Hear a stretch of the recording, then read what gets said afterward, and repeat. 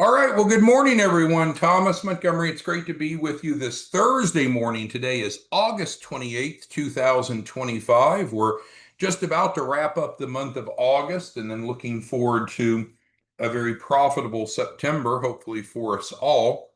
Have 509pacific.org, the website shared in the background. That is our nonprofit website.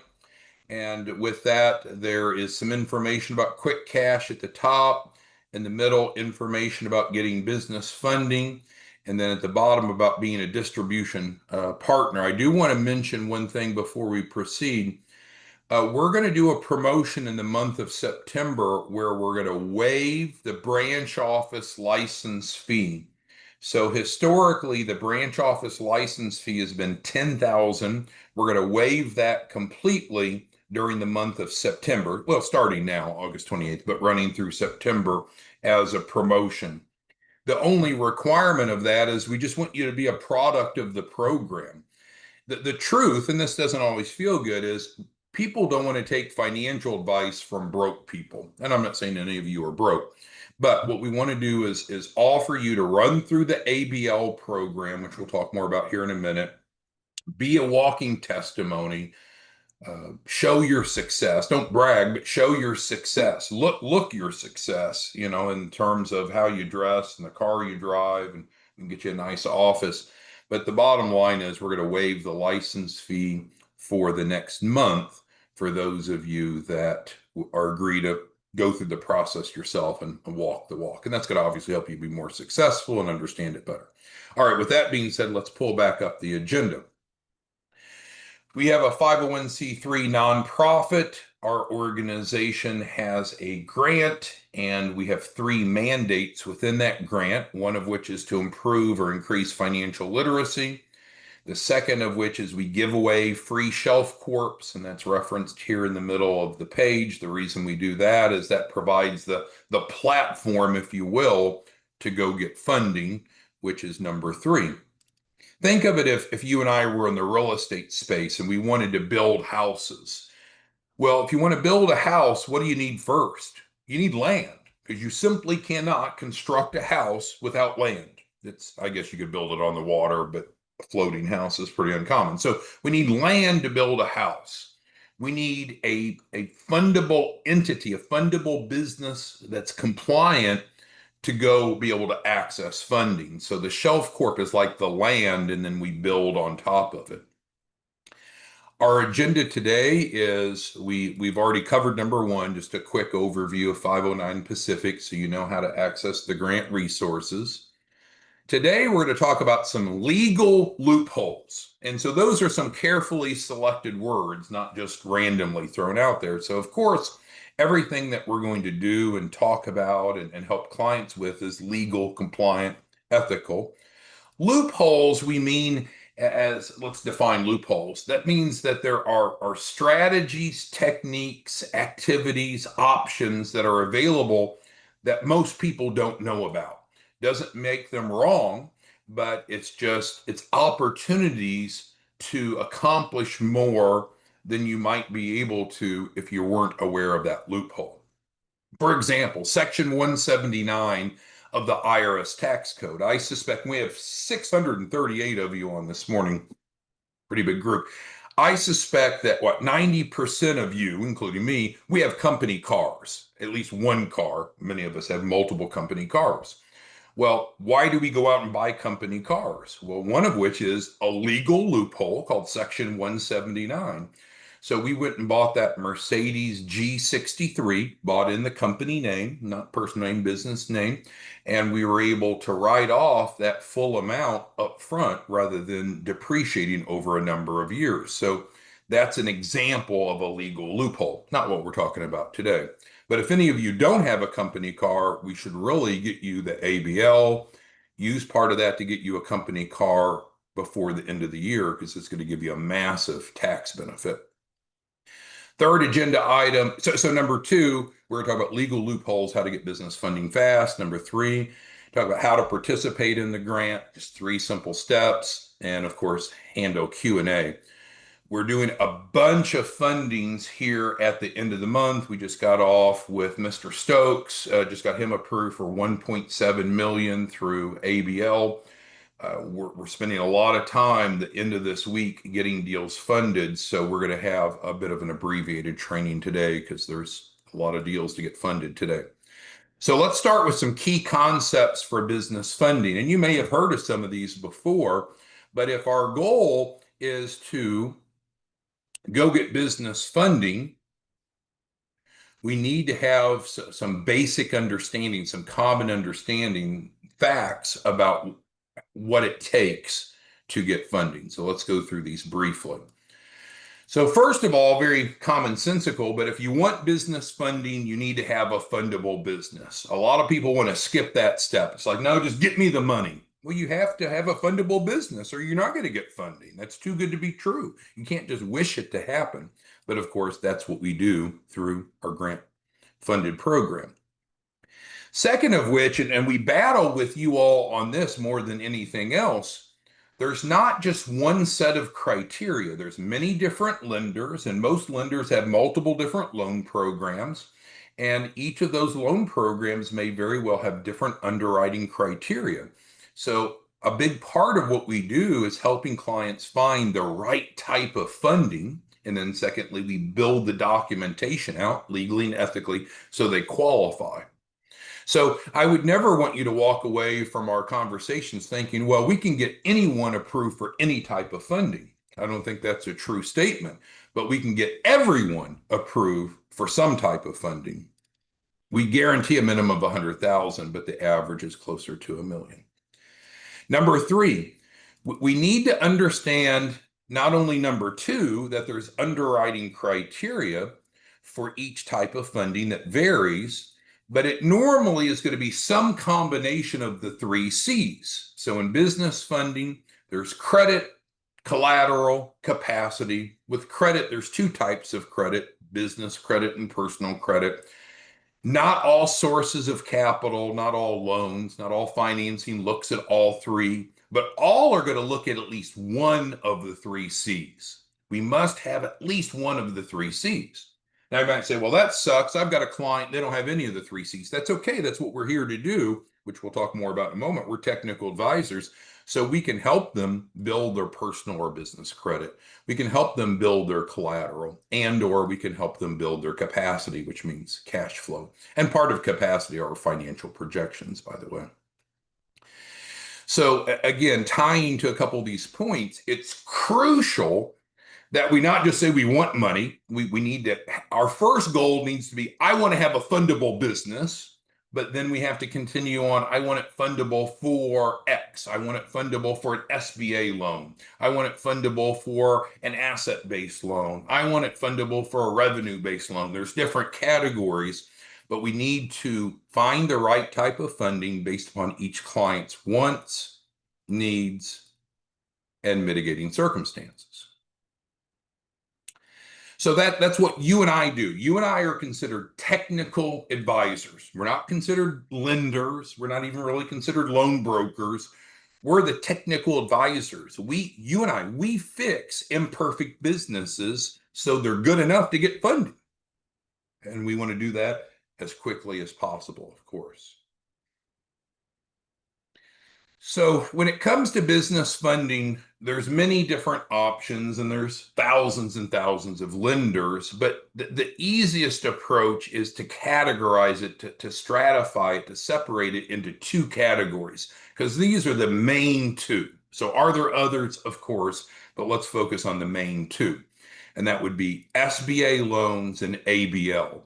So I would say 95% of our clients will do one of these two, not because we're trying to force them into it, just because it typically captures what most of our clients are wanting, needing, and their mitigating circumstances. So I want to make sure we leave today's brief Zoom understanding key differences between SBA and ABL, since they're the main two. Underwriting is the first. With SBA loans, you need to go into it understanding that a borrower actually has to meet two sets of criteria for underwriting.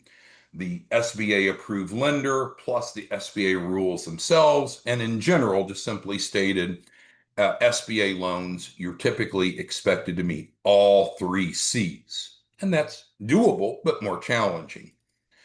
ABL was more popular because it's simplified, expedited underwriting, and it's only based on one C, primarily based on one C, collateral, and we can provide the collateral if the client doesn't have enough. Second key difference between SBA and ABL is owner contribution, how much the owner has to put into it. I don't really want to call it a down payment, but maybe that's the easiest way for you to think of it. The SBA does not want to loan 100% of what the client wants. They normally will only loan 80 to 90%, and then they want the owner, the borrower, the client, to put in 10 to 20%. Well, that can be a barrier for some folks because some of these folks, they don't have the type of liquidity that you have, Brian, or that you have, Benita. So with that being said, that's why ABL is another differentiation benefit whereby we don't have to have any owner contribution on ABL versus 10 to 20 on SBA. Another key difference between these two primary types of business funding, SBA has restricted use of funds. And I don't mean it's unreasonably restricted, but they want to know what you're going to use the money for, and there's some accountability for that. Whereby with ABL, like with revenue, so asset-based lending as well as, frankly, revenue-based lending, there aren't any restrictions. Use it for whatever you want. Loan sizes. SBAs can go from very small, what we call micro loans, up to normally around 5 million. But in general, the smaller the better in terms of the less underwriting. But we need to get whatever the client wants. When it comes to ABL, it's a complete different mindset, a different underwriting. Here, lenders prefer bigger rather than smaller. We've highlighted in the past trainings Bank of America and JP Morgan Chase. Both of them won't go below 5 million. So that's the minimum they'll do, not maximum. So we typically focus on 2 million of ABL. There are some options to go down as low as 1 million. So again, you're going to have some clients that just don't need that much money. Now, in some cases, we can set this up as a line of credit. So that just means how much they have access to. They don't have to pull any more than they want if it's a line of credit. Underwriting speed, it varies a lot with SBA because, of course, it depends on which SBA loan program and how much the use of funds. But it's as soon as a couple weeks, but could be longer. ABL, again, is expedited, often less than 7 days. And that's true for asset-based lending and revenue-based lending, by the way. We have a special payback assistance program that's not available to SBA, but is to ABL. And we could go into more detail if you want, but essentially it's set up, the program is designed where we're going to actually cover the loan payments for the first 2 to 3 years. So as far as our next learning objective, how to participate, it is crazy simple. You'll go to 509pacific.org like I'm showing here, or you can go to whichever reseller that you're working with, and they can get you set up. And so what we're going to start with is getting you one of these free shelf corporations. That's where we want to start. So we have that to set the funding up off of. It takes us about 7 days normally to deliver that. We'll get that delivered to you, and then we're going to immediately do a number of things. We're going to immediately start getting you funding offers. We're going to immediately start building out your loan package, finding out how much money you want, what you're going to use it for, and that will allow us to apply and then, of course, get you funded. So 3 simple step process, but it starts with getting one of the free Shelf Corps because that's the entity we're going to use for the capital raise. All right, so we've covered everything but Q&A. We're going to get into Q&A now. You can type it into the Q&A, which is like a chat box of Zoom. Sanya asked us to go back and talk about the promotion. So yes, we'll go back for those of you that came late. So what we've decided to do is, I'm saying in the month of September, but we're talking on August 28th. So from now, August 28th through the end of September, we're going to waive the branch license fee. It's not a franchise, but there was a license fee to get trained and supported and have used all the intellectual capital. But we're going to waive that. Going to waive that. What's the condition for us to waive that? What do you need to do? What's the catch, if you will? Just simply go through the process yourself. Because, and again, I never want to be offensive, but if you're someone that's not strong financially, it's a lot harder to get people to follow you and trust your advice because they look at you and say, well, it doesn't look like you're doing so well. Why in the world are you advising me? And I'm sorry that that's the case. So we want you to be a success story. Before anyone else, let's make sure you're a success story. So let's get you an ABL. Let's get you whatever the funding you need, 1 million, 2 million, real money in your account. And that's going to allow you to afford the physical, tangible items so you optically look more successful, but also it's going to give you a freaking great testimony. So to get a free branch office through the September promotion, just go through the process. That's it. Go through the process. All right, so let me see what other questions we have. That was the promotion Sanya wanted me to repeat.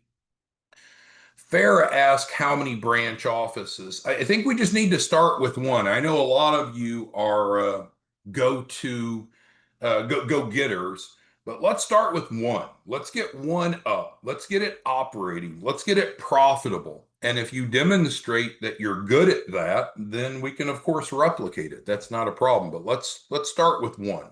Start with one. Let's see. Yeah, and Drake brings up a good point. We've had a lot of people come to us about branch offices, but frankly, a lot of the people didn't, and I'm not talking about Drake now, but a lot of people, they want a branch office, but they didn't have the 10,000 license fee. So we're eliminating the license fee, but by taking these folks through the process, it's a great learning experience because now you'll understand hands-on how it works, but then you won't have to pay for the license fee. Jennifer asked, and yeah, there's a number of you that have paid $1,000 down for the branch office, but haven't paid the rest. So yes, you're eligible. That's not a problem. So if you've started the branch office process or not, everyone's given the same opportunity. We're going to stop worrying about the branch right now and let's take you through the process. And then once you've gone through the process, you've got your funding, then if you want to go help other people, let us know and we'll set up the branch office. Now, branch offices, they're not franchises, but we are only having one per county. So there is some urgency, right? So if you want a branch office, follow these steps here as soon as possible so we can go ahead and reserve your county because we're only going to have one per county. Let's see. Selena says people are looking for a quick fix, and that's true. And I think we have now the ability to better meet people's demands for a quick fix than we ever could before. Because myself and Chuck and Mark, the three of us that founded the nonprofit, we all came from the SBA, so we know the SBA really well, and that's primarily what we focused on. But the problem is there's some pretty significant hurdles to getting an SBA loan because it's written off of all 3 Cs. Now we continue to help with SBA, no change there, but 90% of our clients are going after the ABL because it's easier, it's faster, it's less painful, and it's a larger funding amount. And again, even though the $1 million, so the floor of ABL is $1 million, so that turns some people off. But if it's set up as a line of credit, who cares if it's $1 million? If you only pull 100,000, for example, then you're only paying back 100,000. Regina asked about going through the process yourself. Yeah, so it starts, we always start with step one. You need to know the rest of the steps, Regina, but it starts with step one, right? So come to 509pacific.org or get with the reseller you're working with. But if you come to 509 Pacific, review this information. There's 2 trainings, but right here is the grant packet. Click on it. I'll even click on it for you. You click on it. Says there's 2 places to sign, and then we're off and running. So it's not complicated at all. All right, well, we're trying to keep today's session a little bit shorter. We're really pressed getting a bunch of deals funded before the end of August. So we're going to go tend to our clients and getting more of those deals done. But I think we have covered enough that you understand how there are what we call some legal loopholes. So instead of having to meet all the criteria of normal lenders, normal business lenders, SBA and otherwise, we can go around that and focus on niche lenders that are focused on just one of the three with good credit, even without any collateral or capacity. Sorry. With just good credit, there's funding sources available with just one of the three. With just good collateral, which we can provide if you need, there's funding sources called ABL. With just good capacity, which means cash flow, there's funding sources just for that called revenue-based financing. We want people to be aware of those niches like ABL in case that's a better fit for them. But if they say, no, want an SBA loan, that's fine. But we have to meet the underwriting criteria of both the lender and the SBA. We have to meet all three C's, and that's often a higher hurdle. So with that being said, thank you for your time. Step one, 509pacific.org. Come over here, fill out the grant packet. I just pulled it up. Only requires 2 signatures, just a brief description. Very simple, very easy. Tells you everything that's included. We need to start with a fundable business. If we're going to build a house, we need to start with a piece of land. You can't build a house without land. We can't go get business funding if we don't have a fundable business, and that starts with the infrastructure, and we use the Shelf Corp for that because it's predictable. Thanks, everyone. See you back tomorrow morning. Let us know if you need anything. Bye-bye.